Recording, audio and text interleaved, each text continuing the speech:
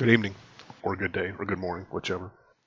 As a preamble, I should warn you when I do these little lectures, uh, I tend to yawn. I have no idea why. It's not because I'm bored, it's not because I haven't had enough sleep.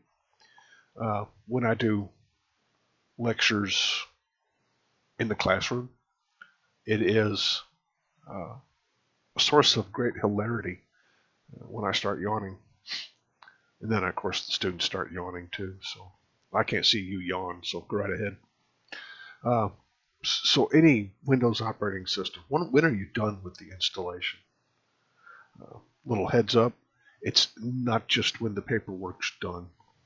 It's not when you get the work order signed. It's not when you close the work order ticket.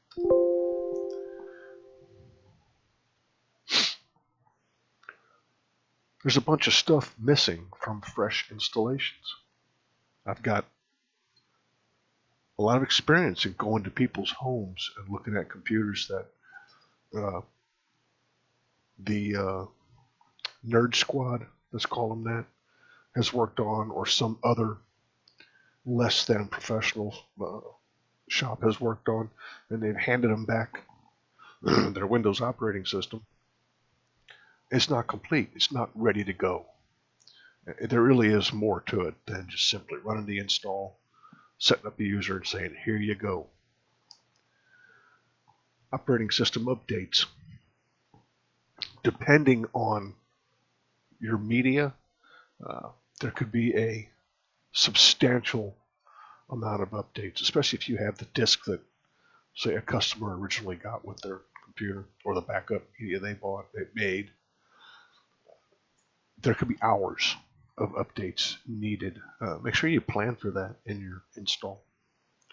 You don't want to tell somebody, oh, I'll be done in about an hour, and then discover you've got 2 hours on your 3 megabit per second DSL to update their system up to a usable state.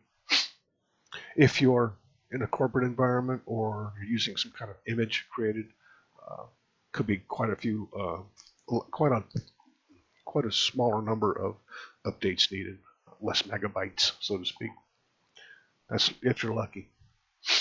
The bottom line is, though, don't ever hand anybody back their Windows operating system without making sure it's completely updated with all the latest patches. Most of them are security patches in one way or another, and it just not behoove us in the industry to do that. Make sure it's fully updated to that very, very day. Okay?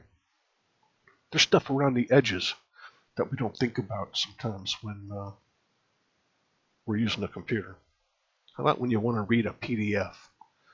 This isn't such a big issue nowadays as used to be. Adobe Reader used to be the only way to open PDFs. Of course, nowadays there's a bunch of stuff. Word, the latest versions of Word will read PDFs and open them. The Edge browser will open and show PDFs. But some people expect Adobe Reader, and it has features that other tools don't have. So it's free. Get it, download it, might as well. A lot of people expect it to be there. Java runtime, not quite as common in the home computer user. Real common in a corporate setting. A lot of their tools will need the Java runtime. Many of us in the industry hate Java. Necessary evil. Gotta have it. Put the latest Java runtime on. And Flash. There's a lot of industry yak about Flash right now. It is a vector for insecurities and malicious software. The internet is trying to transition to HTML5 for their video and interactive capabilities. Not happening in some sites, not happening really fast. Some sites still have to have Flash Player. If your customer is a big YouTube fan, who might need Flash. Definitely on Facebook. Not necessarily so, now that I think about it. Edge is very easy to turn it off. Edge supports HTML5 really nice. That's just a little aside. Anyway, Flash could be a necessary evil. In the long run, keep this in mind. corporate environments will more than likely have approved software packages. In a lot of cases, the image that you will reinstall on a computer will already have it. Other cases will be the software is published or pushed out to a new computer on the system. You may not have to worry about it. You do have to make sure that you don't install stuff that's not approved, particularly in an enterprise or corporate environment. Now, the other side of the coin, or home customers, a lot of times they have no idea what's needed. Do you have an operating system, sir? A disk? Do you have any antivirus on there? Oh, I don't know.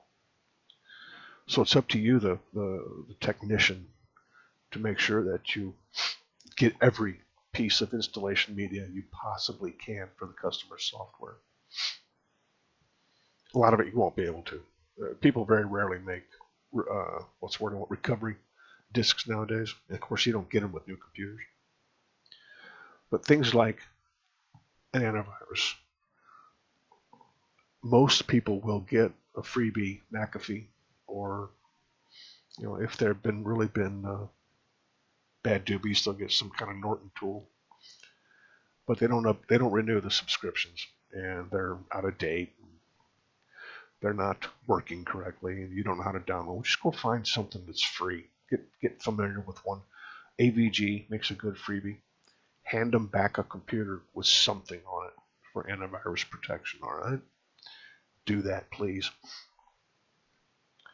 Job's not done until the job's done, meaning it's just not the operating system. There's a lot of little stuff afterwards.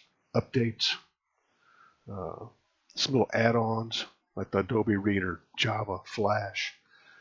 You might even have developed some favorites over the years. I tend to add a PDF writer. It's called Cute PDF. You can print anything in a PDF.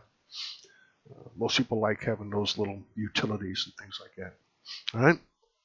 Just remember, it's not done until it's completely done. Thank you.